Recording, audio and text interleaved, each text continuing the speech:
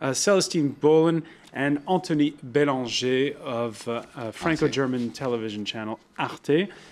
We were talking before the break about the problems of Greece. Another nation where the bailiffs are getting set to bang on the door is Italy, which has enacted painful reforms, many hailing them as ambitious. Mario Monti, an economist by training, the premier, taking advantage of the praise he's earned to bluntly tell Germany to ease up on its all austerity all the time message. He said so much to Angela Merkel. He told the Financial Times as much at the beginning of the week, and then repeated it Wednesday on a trip to London. Within the Eurozone, maybe we have sometimes forgotten that EMU means Economic and Monetary Union. The M is key and needs all the attention that it has received, but the E, Economic Union, has not been always paid the attention that it badly deserves. And Celestine Bohlen again hammering home the message that the fight against this sovereign debt crisis for Europe is not really addressing the imbalances within the continent. I mean, that's right. And I think, you know, his problem is that he's fulfilling, in a way, his side of the bargain.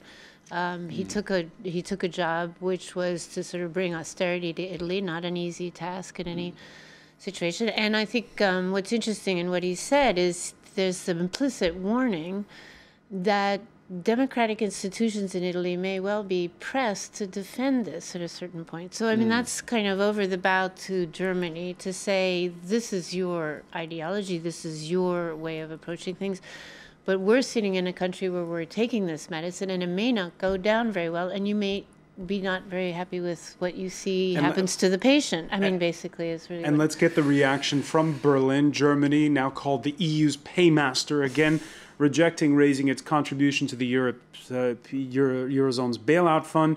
And the Chancellor, caught between public opinion at home and a growing consensus abroad, as Celestine was saying. Angela Merkel speaking in the company of her Bulgarian counterpart Wednesday. I'm still searching for what more Germany should do for other Eurozone countries. Stefan de Vries, what will Germany do? Well, what they should do is Angela Merkel should leave. I mean, she has made mistake after mistake after mistake. And everything she has said since the beginning of the crisis, she had to change her mind a couple of months later. So she's basically, she's the Italian captain on the European ship. Which is, and what Germany should do, and I think Mario Monti is right, we should stimulate the economy. That's the real problem. The problem is not that in itself, because usually a country can. I mean, it's also a matter of of course, countries spend too much money, but we have to get more money getting in as well, and that's where the reform of the economy comes in, and that's not being tackled. The funny thing about that situation is that it's Italy which is serious in that situation. I mean, Italy spends something and Spain also, because, for example, the public debt of Spain is much lower than the German one at the beginning. Second, Italy saved something like 70 billion in the last 3 months. You know, no other countries in Europe made that effort to be with austerity measures than Italy. So no lesson has to be given, nor to Spain nor to Italy, first of all. And second of all, you're right. Germany, maybe she doesn't know what to do else. I mean, for Europe, but she should have done much better. And she should have done better, you know, earlier in that period. Of course, you're right. A final point on this: we had the week began with reactions to Standard & Poor's first downgrade of France since 1975. What it has done is provided certainly a spark to the French presidential election campaign, which is no longer listless, that's for sure. The incumbent reacting Monday while on a trip to Madrid. We shouldn't panic or become agitated because an agency has made some comment or other. These comments must be taken into account, but we mustn't overreact. Craig Capitis, is Nicolas Sarkozy right, or the French overreacting to the downgrade? They're overreacting big time. Remember, these ratings companies were the ones who wrote the script for the original meltdown. And what's going on right now, these companies who were discredited at the time because their ratings were all wrong, because they couldn't read anything right, are now involved in a self-serving operation to justify their existence. Personally, I find it shameful. However, the markets still want to believe what the ratings companies say. Go back to when the crisis started. The ratings companies said everything was fine. At the World Economic Forum for years preceding it, I would sit in meetings with them. Everything's fine, despite experts coming in and saying, they're not fine. There's a bubble in this, there's a housing bubble there. So now they emerge back on the scene. You know, the ratings company says, oh, France, you're losing a point. And everyone goes, ah! Okay? I think we're back aboard that ship. You know? Which captain is it this time? Well, you know, a lot of people don't like to agree with Mr. Sarkozy, but I think in this instance, he didn't go far enough. You have to come out and call these ratings companies what they are. They are proselytizers for the market, and a lot of what they put out is propaganda. And if anyone wants proof of this, just go back to see what they were saying, that everything was hunky-dory back when the crash started. But they need to exist. Ratings companies need to exist to keep the market flowing, to keep accurate information and data. Stefan de Vries, this has raised the issue once again this week of public European rating agencies. Do you think that's going to see the day sooner than later? Well, it might see the day, but then the real question is, like Greg already said, it's who are going to believe them? If the markets still believe in the ratings agency... But if it's a public company, European-based, will that change things? I don't see why, because the rating agencies are already paid by a lot of national governments. It's a tough question. It's very difficult. You ask a really tough question there, Francois, and you know, I think if anyone here at this table has the answer, these are the same people who say, you know, I don't get drunk on champagne. You know, No, I would add just one thing, is that there is a political question behind it. Because it's Mr. Sarkozy himself who made important the famous AAA. I mean, nobody was bothering about it. A year ago, nobody knew what AAA was. Was a AAA in France or elsewhere.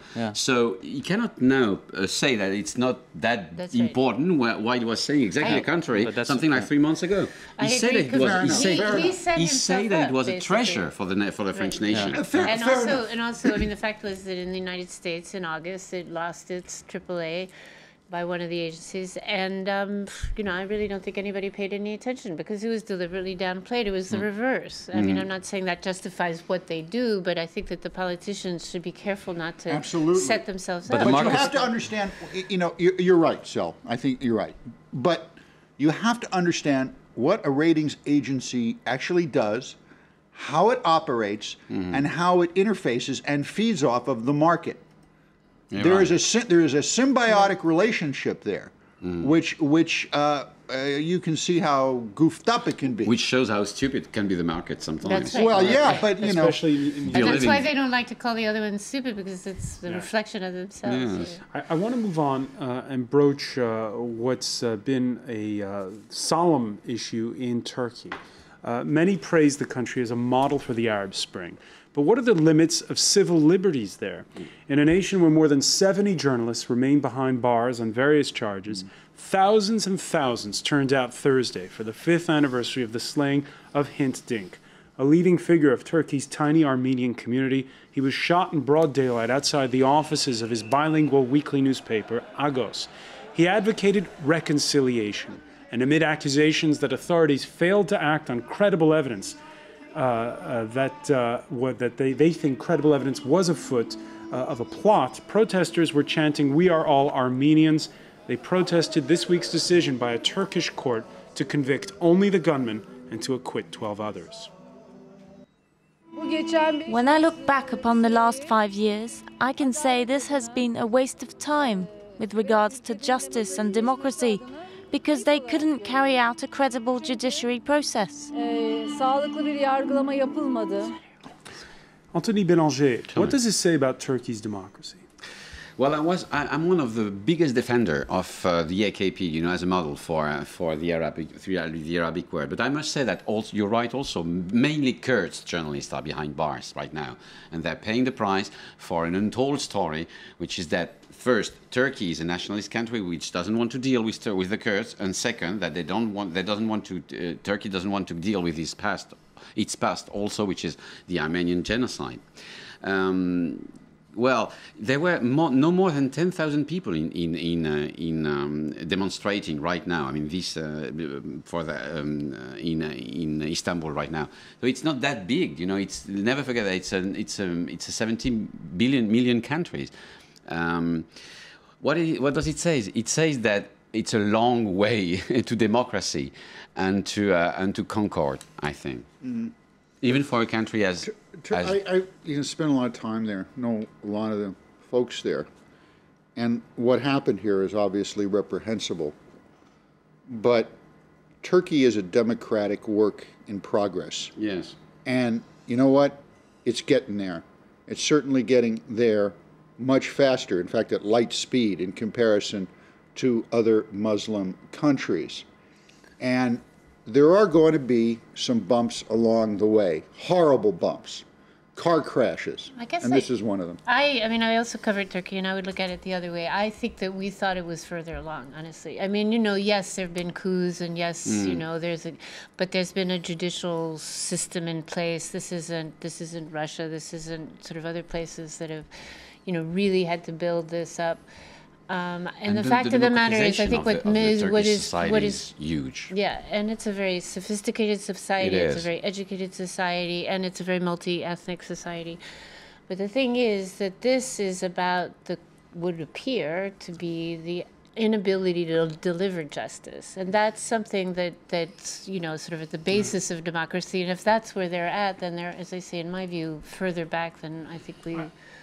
I want to broach one more topic, and one that I guess concerns the whole planet. In this show, we've broached in the past the subject of cyber attacks and cyber piracy, how it's a growing threat for national security, growing attention and resources for national armies the world over on this. But it's also big business. Now, in a story you could perhaps dub Hollywood versus Silicon Valley, brand name websites protested this week, with Wikipedia, the online user-generated encyclopedia, going offline for an entire day to protest a bill before Congress to crack down on internet piracy, one they say amounts to censorship. The mass uproar seems to have stopped the bill's momentum in its tracks. However, the story takes a new twist on Friday. 7 arrests, including Mega Upload's founder, all the way over in New Zealand. He goes by the name of Kim.com, and the company's CEO, who also happens to be the husband of singer Alicia Keys. It's kind of the entertainment industry is claiming that they lost Stefan de Vries $500 million because of MegaUpload.com. That was a very interesting figure, because we should put that into perspective. Apparently, MegaUpload earned about $175 billion with their activities, so that's not far away from 500 billion, which basically shows that their model could be profitable if the entertainment companies would be innovating, would be modern, would be investing in all these techniques. So that's good news actually for the entertainment companies, because it shows that you can earn money online with this kind of sites. The issue is, how do you share that wealth? I mean, it doesn't seem to be that they've been... MegaUpload exists because there's no alternative. It's very hard to buy legal content, if you like, and by the way, someone who approves the sting is the French president. So much so that Nicolas Sarkozy's office put out, get this, a communique at 3 in the morning. And let's just read, it says here, the President of the French Republic insists again that the fight against illegal download or illegal streaming websites whose business plan is based on pirating original content constitutes an imperious necessity to preserve cultural diversity and the renewal of artistic creation. Anthony Bélanger. What happened to the French cultural difference? No. Well, the only thing the French did was setting a stupid law called the Hadopi law, who could put, I mean, in danger a lot of people just because they were downloading content on internet when everybody's not downloading anymore. Everybody's seeing movies and streaming. On streaming. So that law that occupied the French Parliament for more than 2 years is first useless, costful, and completely stupid for that reason. Well, nobody's downloading anymore. By the way, Craig Capitis, Barack Obama, he says that he'd veto the bill, so he chose Silicon Valley over Los Angeles. However, Disney's Magic Kingdom, with Cinderella's castle as the backdrop, was on Thursday the place where he announced measures to boost tourism in the United States. Craig, doesn't Disney also own a Hollywood movie studio and some TV stations or something? You know, everything's connected. I mean, when I first heard this story, I thought Kim.com was the new leader of North Korea.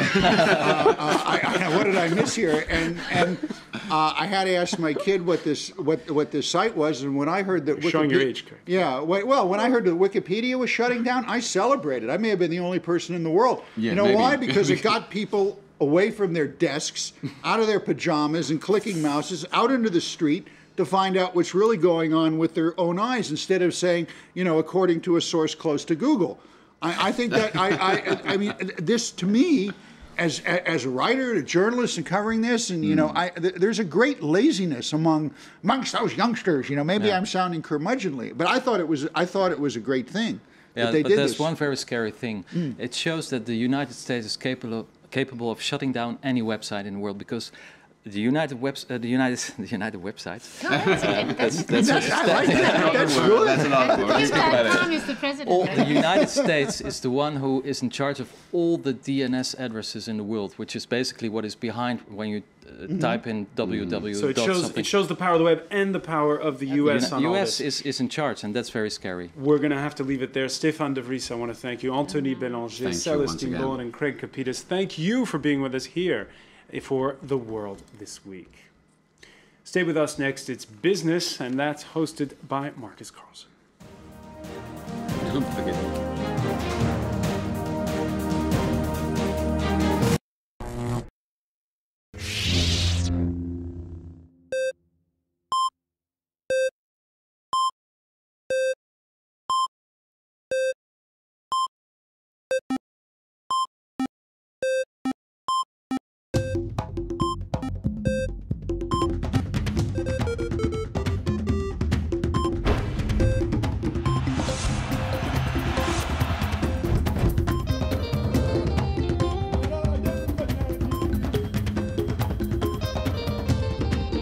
Get into the rhythm of African soccer. Africa Cup Fever from January 21st to February 12th on France 24.